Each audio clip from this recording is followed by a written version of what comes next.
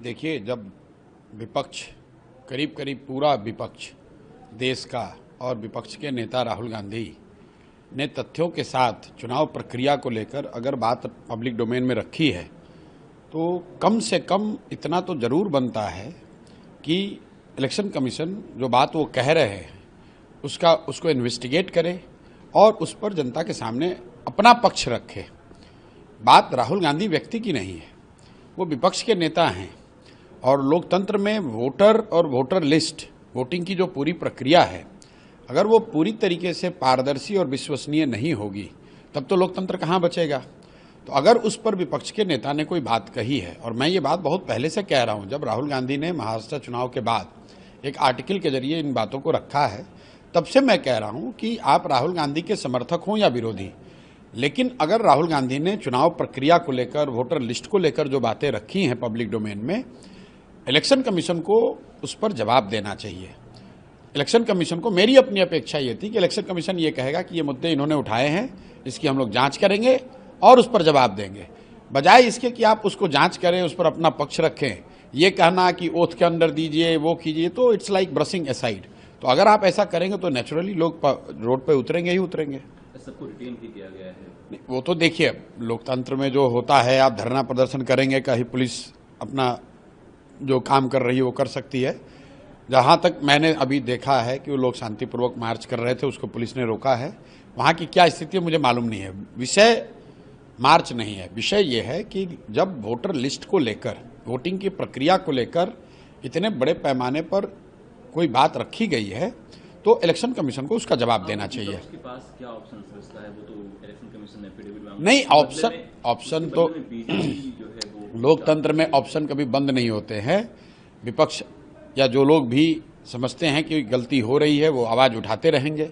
अंततः तो जनता मालिक है, जनता भी देख रही है और लंबे समय तक इलेक्शन कमीशन इस बात से अपना मुंह नहीं छिपा सकता है। उसको जवाब तो देना ही पड़ेगा, आज दीजिए या 2 महीने के बाद दीजिए, जवाब तो देना ही पड़ेगा। संभव है कि राहुल गांधी ने जो बातें कही हैं उसमें कुछ कमी रह गई हो या उसमें सच्चाई न हो, लेकिन जवाब तो हर हालत में इलेक्शन कमीशन को देना पड़ेगा। बिहार में जो 65 लाख वोट काटे गए हैं एसआईआर के जरिए, उसको लेकर के इलेक्शन कमीशन ने कहा है कि हम किसी भी क्यों काटे, कैसे काटे, इसके जवाब देने के लिए हम बाध्य नहीं। देखिए, ये जो राहुल गांधी ने बात उस दिन प्रेस कॉन्फ्रेंस में उठाई है वो वोटर एडिशन को लेकर है। बिहार में जो एसआईआर हो रहा है ये वोटर डिलीशन का मामला है। तो हम लोग एसआईआर पे ये कह रहे हैं कि भाई, अगर आप 20 वर्ष के 23 वर्ष के बाद इस तरह की कोई प्रक्रिया कर रहे हैं तो इलेक्शन कमीशन को ये वजह तो बताना पड़ेगा, भाई क्यों कर रहे हो। अभी 1.5 साल पहले चुनाव हुआ, उसी वोटर इलेक्टोरल रोल से जिसको इलेक्शन कमीशन ने बनाया, सर्टिफाई किया, उसी से देश के पार्लियामेंट का चुनाव हुआ है, उसी से मोदी जी आज प्रधानमंत्री हैं और आप कह रहे हैं कि वो इलेक्टोरल रोल ठीक नहीं है। एक तर्क यह है कि भाई लोकसभा के चुनाव हुए 1.5 वर्ष हो गए हैं, अब उसमें कुछ त्रुटियां आ गई हैं।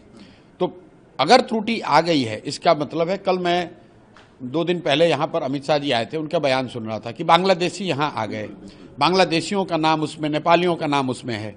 अरे मेरे भाई, तो आप गृह मंत्री के तौर पर यह कह रहे हैं कि आपकी सरकार है दिल्ली में और बिहार में दोनों जगह, और पिछले 1.5 साल में बांग्लादेश से और नेपाल से घुसपैठिए आ गए, उन्होंने अपने पेपर बना लिए, उन्होंने इलेक्टोरल रोल में अपना नाम ऐड करा लिया, तो ये तो और भी गलत बात है। तो ये तो राहुल गांधी के बात को और बल देता है। राहुल गांधी भी तो यही कह रहे हैं कि भाई आप जिस इलेक्शन जो इलेक्टोरल रोल है उसकी सैनिटी नहीं है, उसकी शुद्धता पर सवाल तो उठाया जा रहा है। गर्मियों की छुट्टी होने वाली थी, मेरे पापा आने वाले थे, तो हम लोग सभी खुश थे। तो मैं एक बेड पे चढ़ के डांस कर रहा था, लेकिन वो पहले ही आ गए।